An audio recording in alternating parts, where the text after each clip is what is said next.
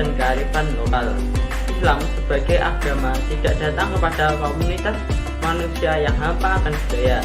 Islam hadir kepada suatu masyarakat yang sudah akan syarat dan keyakinan, tradisi, dan praktik-praktik kehidupan yang sesuai dengan budaya yang memilikinya.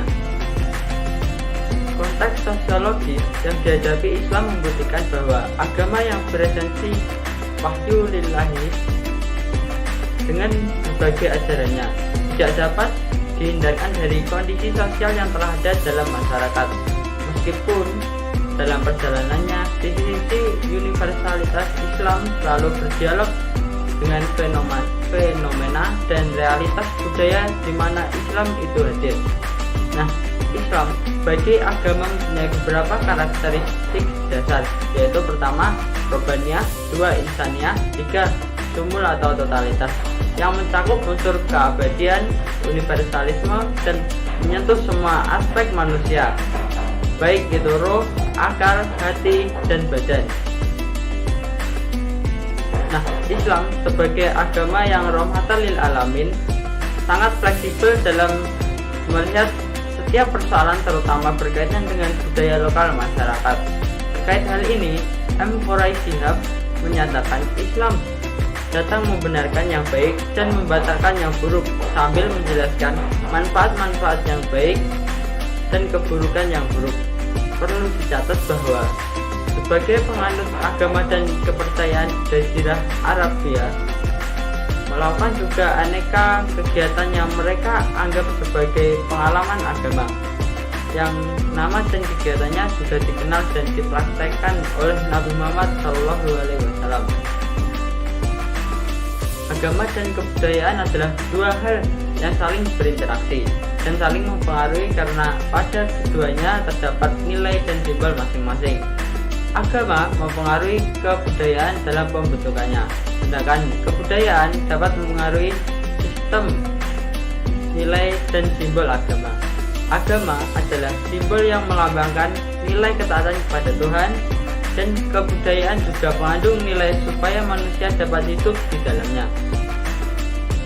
Agama dalam perspektif ilmu-ilmu sosial adalah sebuah sistem nilai yang memuat jumlah konsepsi mengenai konstruksi realitas yang berperan besar dalam struktur tata normalitas dan sosial. Sedangkan budaya merupakan ekspresi cipta, karya, dan karsa manusia dalam masyarakat tertentu yang mengandung nilai-nilai religius, filosofis, dan kearifan lokal. Kehadiran Islam di tengah masyarakat yang sebelumnya sudah memiliki nilai-nilai budaya dan adat istiadat mengakibatkan terjadinya interaksi antara dua unsur budaya yang berbeda, yaitu di satu sisi Islam dan di sisi lain budaya lokal. Dalam proses interaksi tersebut, Islam dapat terakomodasi oleh nilai-nilai lokal. Pada sisi lain, Islam yang datang di tengah masyarakat yang telah memiliki sistem nilai berusaha mengakomodasi nilai-nilai lokal. Ini merupakan ciri khas ajaran Islam, yakni bersifat akomodatif sekaligus reformatif terhadap budaya maupun tradisi yang ada tanpa mengabaikan kemuliaan Islam itu sendiri. Di Al-Quran sendiri menyatakan bahwa tradisi orang-orang terdahulu seringkali menjadi pijakan bagi orang-orang atau generasi berikutnya.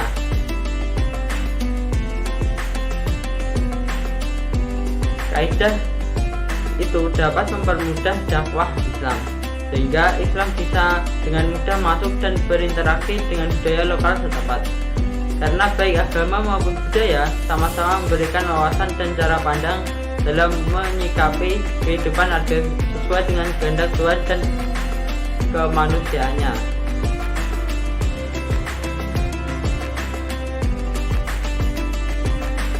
Sementara kebudayaan yang dikemas dalam marhaban dan bacaan berjanji memberikan wawasan dan cara pandang lain, tetapi memiliki tujuan yang sama, yaitu mendoakan kesolehan anak yang baru lahir agar sesuai dengan harapan ketuhanan dan kemanusiaan.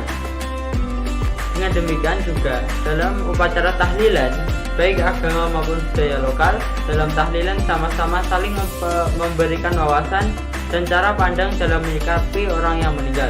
Oleh karena itu, biasanya terjadi dialektika antara agama dan kebudayaan tersebut.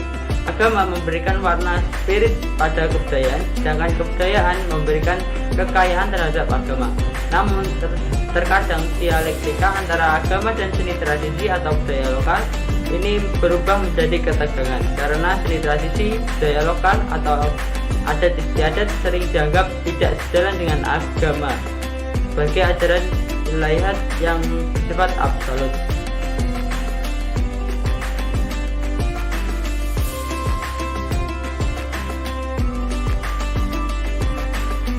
Sangat menjaga hubungan baik sama manusia. Di tengah kehidupan umatnya agar terjaga persatuan dan persaudaraan yang harmonis. Dalam bidang muamalah, umat Islam dapat berkehidupan harus selalu menghargai berbagai kearifan lokal yang tidak melanggar syariat Islam dan wajib meluruskannya. Manakala bertentangan dengan syariat Islam, sehingga kearifan lokal tetap harus tunduk kepada aturan Allah Subhanahu wa Ta'ala. Tidak sebaliknya, karena tidak semua kearifan lokal sesuai dengan ajaran syariat Islam. Kearifan lokal merupakan bagian dari budaya suatu masyarakat yang tidak dapat dipisahkan dari bahasa masyarakat itu sendiri. Karena kearifan lokal ini menjadi satu kesatuan dengan masyarakat setempat, masyarakat setiap daerah pun memiliki kearifan lokal yang berbeda-beda tergantung dengan kultur dan kebiasaan masyarakat itu sendiri.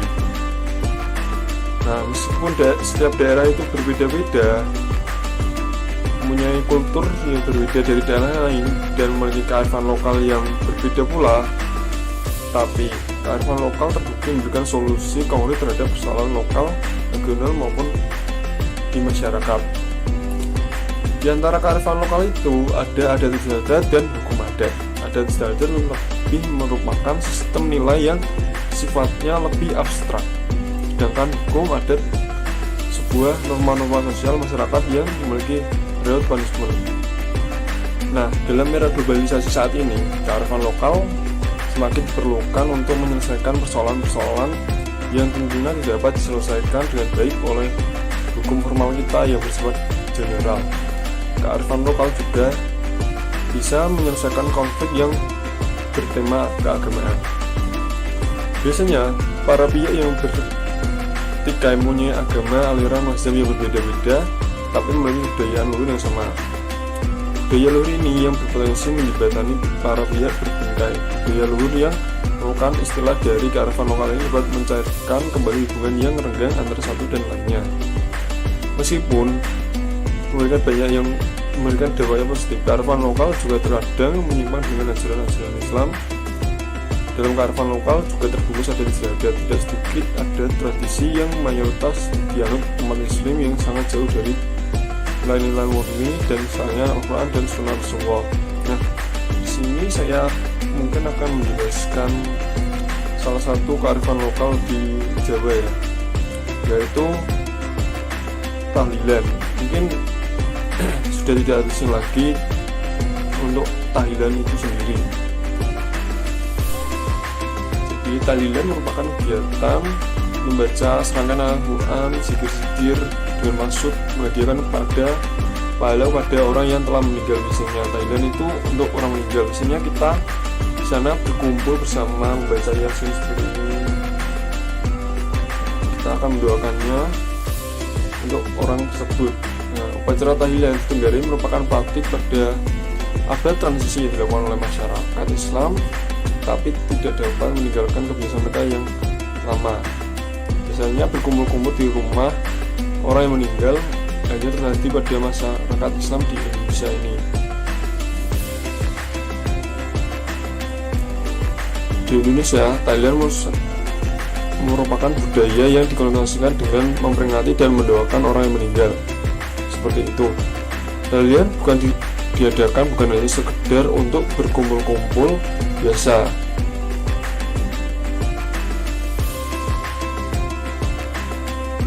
tahlilan yang masih diselenggarakan sampai sekarang itu dikarenakan setiap anak menginginkan orang tuanya yang meninggal itu ingin masuk surga. Nah, jadi biasanya itu kalau ada orang meninggal itu selama 7 hari itu akan diadakan tahlilan. Lalu untuk 40 hari selanjutnya itu juga akan diadakan tahlilan untuk orang meninggal. Misalnya di sana kita akan berzikir gitu, membaca doa-doa dan yasinan, membaca yasin seperti ini, seperti itu. Nah, jadi itu adalah salah satu contoh kearifan lokal dan Islam di Indonesia itu.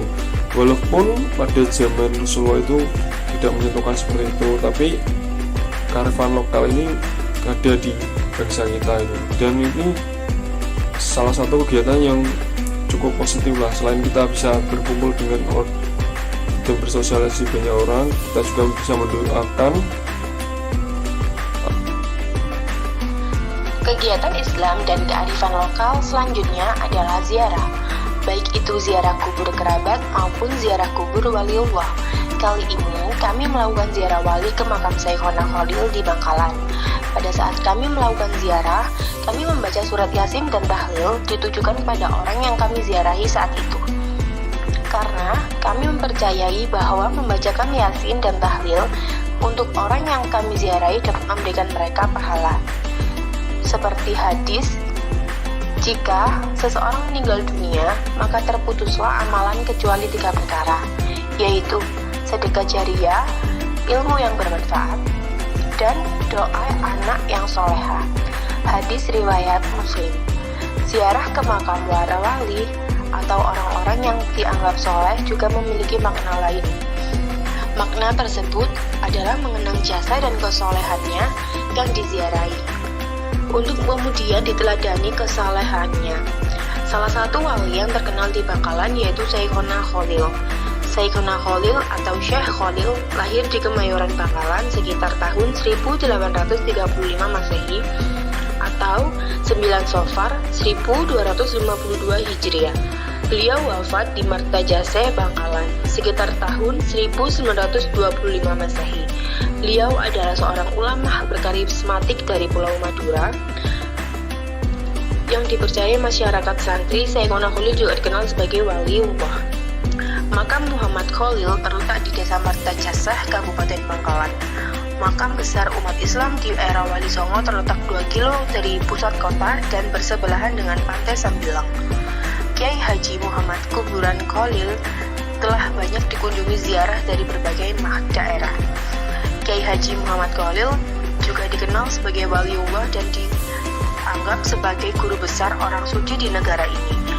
Sebagai konsep gagasan atau membentuk Nahdlatul Ulama melalui kedua muridnya, mereka Kiai Hasyim Asy'ari dan kakek presiden keempat Indonesia yaitu Kiai Haji Abdurrahman Wahid dan Kiai Haji As'ad Syamsul Arifin, pendiri Pondok Asem Bagus, ulama besar yang masih mempunyai pertalian darah dengan Sunan Gunung Jati dari sang ayah yaitu Kiai Haji Abdul Latif. Setelah dididik dasar-dasar ilmu agama oleh ayahnya, memutuskan untuk memperdalam ilmu agama ke sejumlah pesantren di Bangkalan. Di antaranya adalah Tuan Guru Dawuh di Desa Majaleh, Bangkalan yang terkenal metode pengajarannya yang unik, di mana dalam memberikan pelajaran tidak harus menetap di pesantren. Kadang memberi pelajaran sambil berjalan mengelilingi kota Bangkalan, terkadang di bawah pohon, di pinggir sungai, atau di atas bukit. Selanjutnya, Syekh Khalil atau Syekhona Khalil berguru kepada Tuan Guru Agung atau Pucuk Agung. Pengajaran ilmu beliau tidak terbatas hanya teori dalam ilmu lahir dan batin, tetapi memadupadankan secara bersama antara teori dan praktek. Semasa hidupnya, Kiai Muhammad Khalil tidak hanya banyak menimba ilmu di pesantren di Indonesia, beliau juga menimba ilmu di Jazirah Arab.